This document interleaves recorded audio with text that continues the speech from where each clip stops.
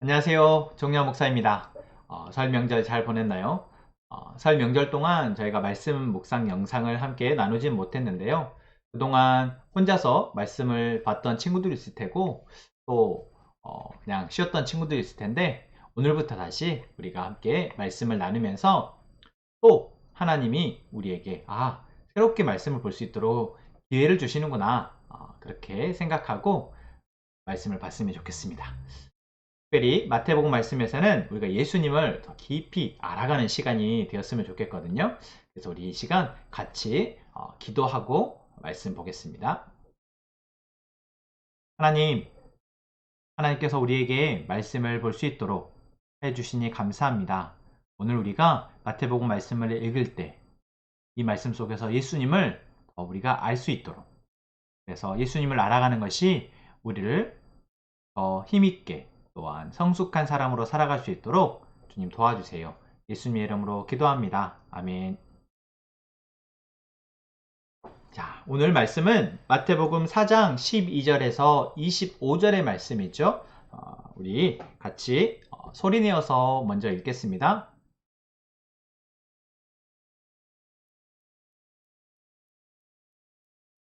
다시 한번 읽을 때는 중요하다고 생각하는 부분에 동그라미를 치고 또 중요하다고 생각하는 절에 우리 같이 표시하면서 읽겠습니다.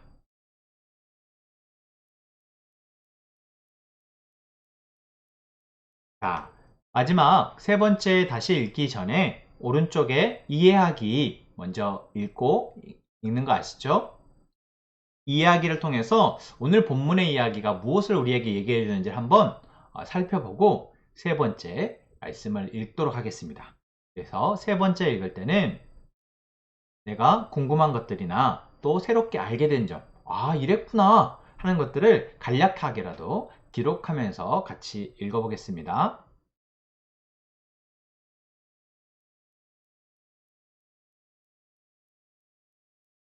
오늘 말씀은 예수님이 갈릴리라는 곳에서 사역을 시작하신 이야기로 시작하고 있죠. 어제의 말씀 한번 볼래요? 어제의 말씀은 예수님이 광야에서 사단에게 시험 받으신 장면으로 나와요. 그래서 예수님이 이제 동정녀 마리아에게 태어나시고, 그리고 자라는 그 기간은 성경에 거의 기록되지 않고 있고요. 그리고 30세가 되었을 즈음에 이제 사단에게 시험을 받으시고 예수님이 본격적으로 이 땅에 오신 그 목적을 실행에 옮기시는 때, 그때가 바로 마태복음 4장에 이제 기록되어진 겁니다. 그래서 마태복음 4장부터 우리가 주의 깊게 예수님이 무슨 말씀을 하시는지, 그리고 예수님이 어떠한 행동을 하시는지 잘 살펴보면서 그게 어떤 의미지? 왜 그렇게 하시지? 생각하며 우리가 읽었으면 좋겠는데요. 아마 여러분들이 밑줄 그은 부분이나 동그라미 친 부분이 그런 부분이 아닐까. 예수님이 여기로 갔구나. 예수님이 이런 말씀을 하셨구나. 그런 부분들의 밑줄이 그어져 있지 않을까라는 생각이 들어요. 거기에 앞서서 오늘 말씀이 예수님이 본격적으로 그 일을 하시는 것을 이미 구약의 한 선지자가 예언해놨다라고 오늘 이야기를 적고 있죠. 그 부분 한번 볼까요? 어떤 선지자죠? 14절 이사야의 말이 이루어졌다라고 나오죠. 그럼 이사야 선지자가 예수님이 오셔서 하실 일에 대해서 뭐라고 썼는지 한번 봅시다. 15절 16절이죠. 그런데 이 부분에 중요한 핵심 단어가 있어요. 목사님은 그 단어에 동그라미 쳐봤는데 그 단어가 뭘까요? 맞아요. 빛이에요. 빛. 그럼 빛은 무엇이 있을 때 이것이 의미가 있죠? 어둠. 그래서 앞에 보면 16절 보면 어둠에 사는 백성들이 큰 빛을 보았다. 또 그 다음에도 죽음의 그늘과 같은 땅에 앉아있는 사람들에게 빛이 비추었다 라고 이야기하고 있어요. 그러니까 예수님이 오셔서 이제 하실 일에 대해서 이사야 선지자가 한 이야기가 뭐냐면 어두운 지역에 빛이 되셨다라는 이야기예요. 그리고 예수님이 사역하신 이 갈릴리라는 지역이 여러분 이해하기라는 걸 읽어봤으니까 갈릴리라는 지역이 그 이스라엘 전체 땅 중에서도 조금 소외되고 지금 표현을 하자면은 수도에서 멀리 떨어진 시골과 같은 곳이죠. 그래서 예수님이 그곳에서 갈릴리라는 지역에서부터 이제 무엇이 되셨다? 어두움의 빛이 되셨다라는 이야기를 하고 있어요. 뭐라고 이제 17절 말씀을 하고 있죠? 예수님이 뭐라고 전도를 시작하셨다라고 얘기하고 있어요? 회개하라, 하늘나라가 가까이 왔다 라고 외치셨다라는 거예요. 회개하라, 하늘나라가 가까이 왔다. 사실 이 예수님의 말은 정말 중요해요. 왜냐하면 예수님이 하신 말이기도 하니까 중요하기도 하지만 예수님이 무엇을 사람들에게 지금 요청하시고 계시는지를 말해주니까. 뭘 요청하고 있어요? 회개하래요. 여러분, 회개가 뭐죠?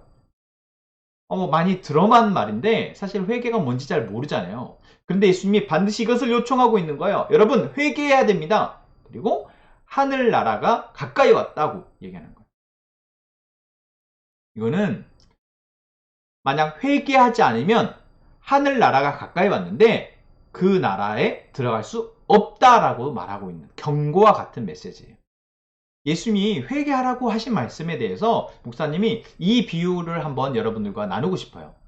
자, 예수님이 회개하라 라는 건 뭐냐면 마치 이것과 같아요. 무슨 그림 같죠?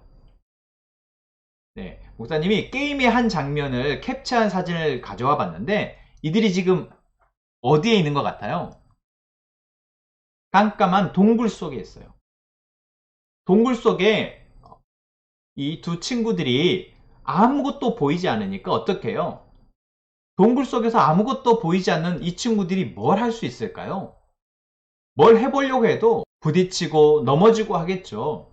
만약 이 친구들이 이 동굴, 깜깜한 동굴에서 태어나서 동굴에서 계속 살아가야 한다면요. 태어나기를 동굴에서 태어났으니까 당연히 세상은 이렇게 어두운 줄 알았을 테고 그냥 어두움에 익숙해져서 그렇게 살아갔겠죠. 그런데 이런 어두움에 익숙하게 살아가고 있는 친구들에게 이렇게 빛이 비춰지면요. 빛을 처음 보게 된 사람들은 처음 저게 뭐지 하지만 빛이 비춰지는 공간 옆이 밝아지는 것을 보고 아마도 자연스럽게 빛이 있는 곳으로 가게 될 거예요. 자, 예수님이 어두운 지역에 뭐가 되기 위해서? 빛이 되기 위해서 오셨다고 했죠. 그리고 그 예수님이 사람들에게 선포하신 메시지, 말씀이 뭐였어요? 회개하라 였어요. 회개하라는 것은 다른 게 아니라 어두움에 살고 있던 사람들에게 빛이 비춰지면 당연히 뭘 해요? 그 빛을 보고 빛을 따라가게 되는 거죠. 내가 어둠 속에서만 살았으니까 몰랐다가도 빛이 비춰지면 자연스럽게 빛을 따라가게 되는 것. 이게 회개예요. 나는 몰랐어요. 나는 이것이 죄인지를 몰랐어요. 했던 사람이 예수님을 만나게 되고 예수님이 하신 말씀을 듣게 되고 예수님이 하신 일을 보면서 무엇이 죄인지를 알게 되니까 더 이상 내가 죄를 지을 수 없는 거야. 그럼 뭐예요? 당연히 내가 더 이상 죄를 짓지 않겠습니다. 내가 더 이상 어둠 속에 있고 싶지 않습니다. 나는 이제 빛을 보고 빛을 따라가겠습니다. 라고 말하는 것. 그게 바로 회개다라는 거죠.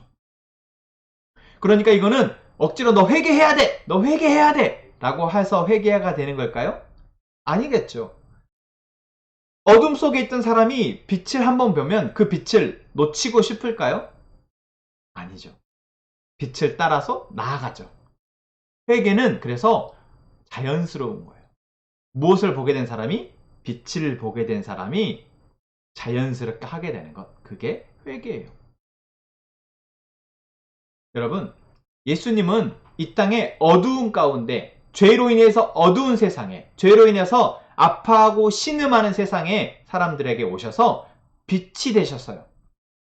그래서 빛을 본 사람들은 자연스럽게 예수님을 따라가게 된 거예요. 그 이야기가 그 다음 구절에 나오죠. 바닷가에서 고기를 잡고 있던 베드로라는 사람에게 바닷가에서 고기를 잡고 있던 안드레라는 사람에게, 그리고 세베대의 두 아들 야고보와 요한이라는 사람에게 갔어요. 그랬더니 그 사람들이 예수님을 만나서 예수님을 따라가게 되는 거예요.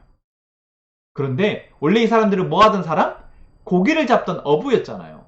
그런데 예수님을 보고 따라가게 돼요. 예수님이 뭔가 잘생겼거나, 예수님이 야, 얘 내가 돈 많이 벌게 해줄게. 야, 나 따라가면 공부를 잘할 수 있어. 나 따라가면은 좋은 직장 들어가게 해줄게. 이렇게 해서 따라간 게 아니라 어두움 가운데 그냥 자기들이 살고 있는 세상이 그냥 이렇게 살아가는 건가 보다 라고 깜깜하게 살아있던 그들이 빛이 되신 예수님을 보고 어쩌면 너무나도 자연스럽게 따라가게 된 거예요. 아까 깜깜한 동굴에 살고 있던 그 아이들이 이제 빛을 보고 따라가게 되는 거죠.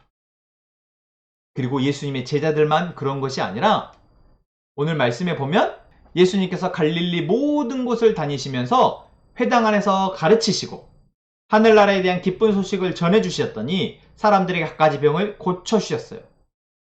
그랬더니 뭐라고 했어요? 25절, 많은 사람들이 예수님을 따랐다라고 얘기하고 있어요.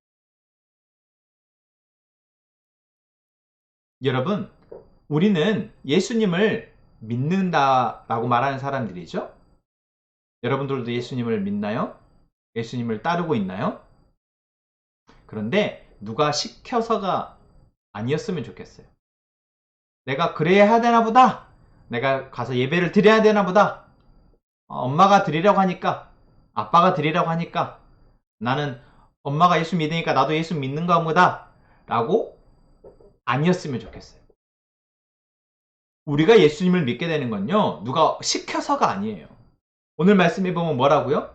어둠 속에 있던 사람들이 예수님을 보니까, 빛이신 예수님을 보니까 자연스럽게 따르게 되는 거예요. 어두움에서 하는 말만 듣고 있던 사람들이 빛이신 예수님이 말씀하신 하나님의 나라에 대해서, 그리고 예수님의 말씀에 대해서, 성경이 예수님이 가르쳐 주시는 성경에 대해서 들으니까 갑자기 눈이 번쩍 띄어지는 것처럼 밝아지는 거예요. 누가 시켜서가 아니라 너무나도 자연스럽게 빛이신 예수님을 따르게 되는 거예요. 목사님, 저는 아직 예수님을 빛이신지를 모르겠는데요. 내가 지금 모르는 거지 예수님이 빛이 아니라는 거 아니잖아요. 내가 지금 빛이신 예수님을 못 보고 있는 거지 예수님이 빛이 아니신 게 아니에요. 왜? 2000년 전에도 수많은 사람들이 예수님을 빛으로 보고 따라갔고요. 지금도 수많은 사람들이 예수님이 빛이신 것을 보고 그 빛이신 예수님을 따라가고 있거든요. 그런데 내가 못 보고 있는 거야. 나만 못 보고 있는 거예요. 그런데 우리에게 그 빛이신 예수님을 볼 수 있는 기회가 있잖아요. 뭐예요? 바로 이 말씀을 통해서 우리가 빛이신 예수님을 볼 수 있어요. 우리가 말씀을 들으면서 빛이신 예수님을 들을 수 있어요. 만날 수 있어요. 베드로와 안드레가 예수님을 만났던 것처럼 우리도 그 빛이신 예수님을 보고 내가 어둠 가운데 있었구나. 내가 못 보고 있었구나. 발견하게 되는 것. 우리 친구들이 이 은혜를 경험했으면 좋겠어요. 우리 뭐라고 기도하면 좋을까요? 하나님, 우리가 예수님을 빛으로 보고 듣고 만나고 싶어요. 그래서 나도 예수님이 빛으로 비춰주셔서 못 봤던 것들을 보게 해주시고, 무엇이 죄인지를 보게 해주시고, 무엇이 악한 것인지를 보게 해주셔서 더 이상 그 길로 가지 않도록, 더 이상 그 죄로 인해서 아파하고 신음하지 않도록 도와주세요. 나를 고쳐주세요. 이렇게 기도하는 우리 친구들이 되었으면 좋겠습니다. 우리 함께 기도합시다. 하나님, 오늘 우리에게 말씀하시는 이 말씀을 통해 우리가 예수님을 빛으로 만나기를 원합니다. 빛이신 예수님을 보고 예수님을 따라가기를 원합니다. 누가 시켜서가 아니라, 그래야 되나 보다 싶어서가 아니라,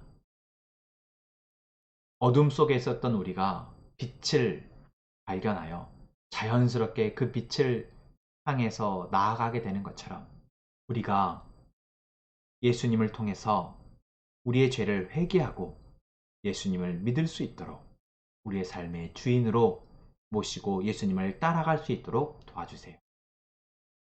예수님의 이름으로 기도합니다. 아멘.